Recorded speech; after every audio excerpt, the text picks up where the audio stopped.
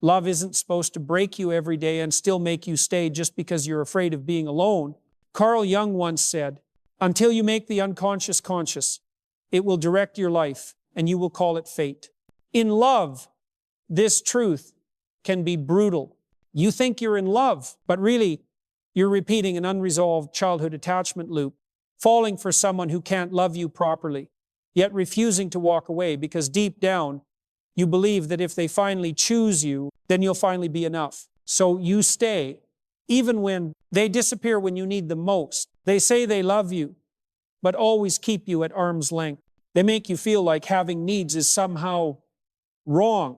You're not staying because you're weak. You're staying because your attachment system was wired to endure. But then one day, you stop hurting. You just stop feeling altogether. And that right there is the moment you wake up, not just from them, but from the old version of you, the one who thought love meant sacrificing yourself to be chosen. In anxious avoidant relationships, there's a quiet but brutal loop at play. The more one person longs for closeness, the more the other retreats. And the more that retreat happens, the more the anxious partner feels abandoned and tries harder to hold on.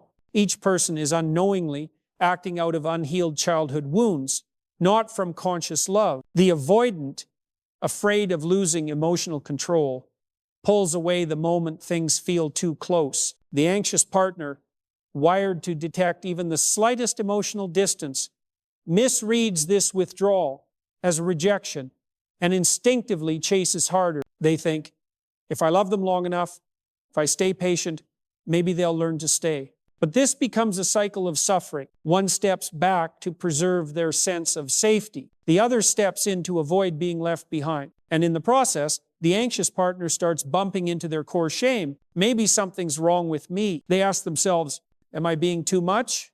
Did I say the wrong thing? Would they stay if I just tried harder? They assume a role. No one asked them to play the silent healer. They read attachment books, watch relationship videos, learn about avoidant trauma, all in the hopes of fixing the connection. But what no one tells them is this: every time they try to heal the avoidant, they abandon themselves. Love should not turn you into a therapist. Love should not require endless explanations for why you're worth loving. But in this dynamic, you're conditioned to believe you need to earn your place, to deserve to stay. And the cruelest part? You begin to collude in your own suffering. You don't leave not because you don't see how unhealthy it is, but because you're still waiting for someone who might never truly choose to stay. And then there's a moment, not born from anger, not from exhaustion, but from the quiet clarity that there's nothing left to hope for. The anxious partner finally leaves. But this time, the departure doesn't come with tears, long texts, or one last plea to be understood. This time, it's frighteningly quiet. There's no sadness, no pain, just nothing. I can't keep doing this to myself. This is the moment when their heart has grown too tired to love the wrong way any longer. No more decoding cold signals. No more craving crumbs of affection. No more late night overthinking about what he really meant. The withdrawal doesn't need words, but it's louder than any argument. They don't need to say goodbye because they emotionally left the relationship long ago. They stop texting not out of spite, but because it no longer matters. They stop reaching, not because they're punishing, but because they've stopped hoping. They don't need closure because they've already closed the door within themselves. And it's this lack of reaction that terrifies the avoidant the most. Because before, distance always triggered pursuit. But now, there's silence. No anger, no blame, just emptiness. This departure isn't just the end of a relationship.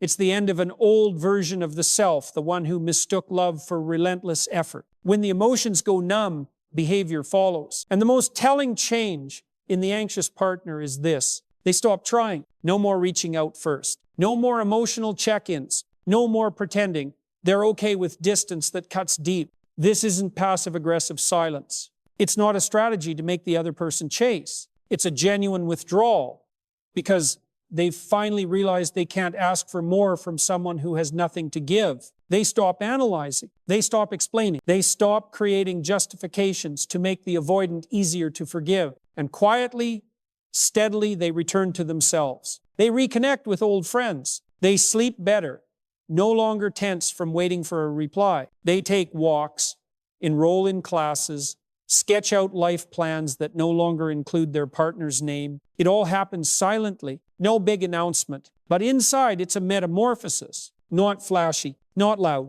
but irreversible. The avoidant, used to maintaining control through distance, can't quite figure it out. They think the anxious partner is playing a game, that the silence is a tactic to win attention. But this time, it's real. The anxious partner isn't trying to be loved anymore. They're just learning to love themselves first. And for the first time in months or years, they feel peace. Not because someone finally stayed, but because they finally stopped staying somewhere that made them disappear. But it's in that silence, that oddly peaceful quiet from the anxious partner, that the avoidant begins to panic. They had grown used to a predictable dance. They pull away, and the other chases. No need for explanations. No need to apologize. Their withdrawal had always triggered a desperate effort from the anxious partner. But now, there's no reaction, no anger, no pleading, no reaching out. And to the avoidant, this silence isn't peace, it's a crisis. For the first time, they feel lost because the emotional system they relied on to feel in control has stopped working. They start texting, they initiate conversations, they try to act warm and caring as if rehearsing behaviors of secure partners they never allowed themselves to become. They bring up good memories. They say words they once kept locked away.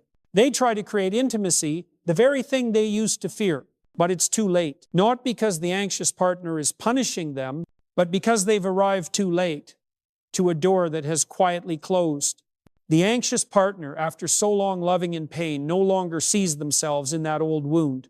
The same triggers that once pulled them back now bring only a quiet recognition, I used to be that version of me. And that's what sends the avoidant into deeper panic. Not that they've lost love, but that they've lost power. The power that once made them feel safe inside a game they never truly had the courage to play wholeheartedly.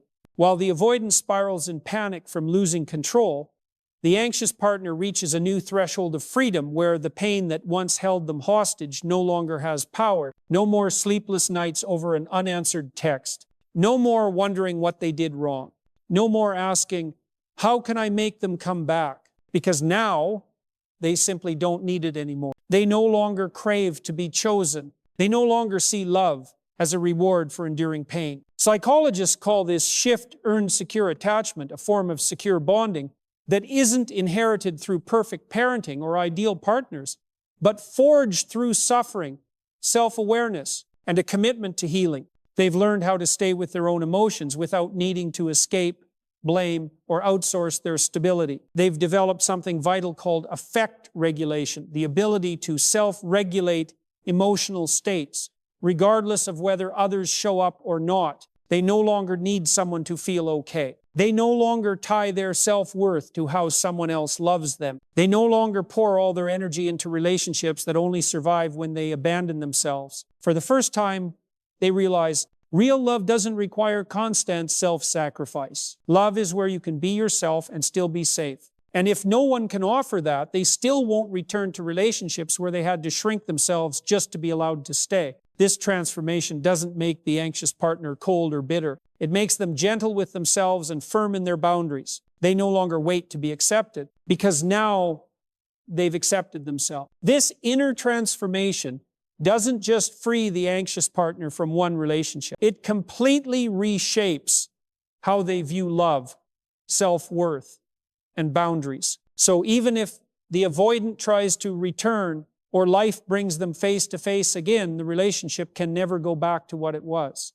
Not because the anxious partner wants revenge, not because they've become cold or harsh, but because they've simply outgrown who they used to be. They used to accept trickles of affection in exchange for proximity.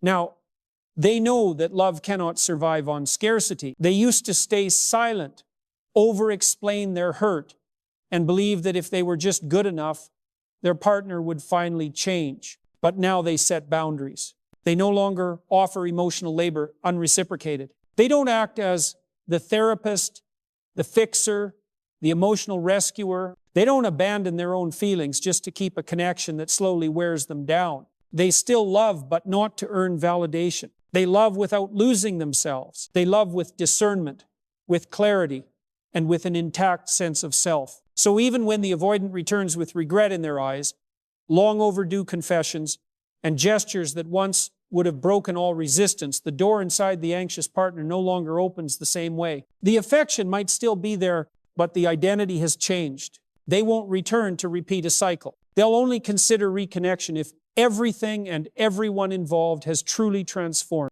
Otherwise, they keep walking. No hatred, just no reason to return. Healing doesn't always look like triumph. Sometimes it looks like quiet detachment, like waking up one morning and realizing you're no longer waiting, no longer hurting, no longer hoping for someone to become who you needed them to be. That's the real shift.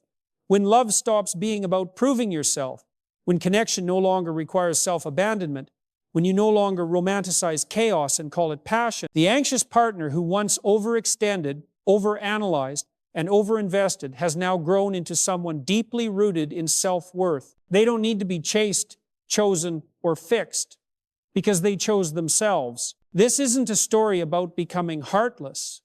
It's a story about becoming whole. And for the avoidant partner left behind, this silence can feel deafening because they were never afraid of losing love. They were afraid of someone finally stopping the chase of being met with indifference instead of desperation. But no one can dance forever in a rhythm that keeps breaking them. Eventually, the music stops, and one partner, usually the one who fought the hardest, walks away, not because they stopped loving, but because they finally started loving themselves more. So if you're in this journey right now, if you feel the shift happening inside, you trust it. It's not coldness, it's clarity. Let it anchor you, because real love doesn't ask you to betray yourself to keep it.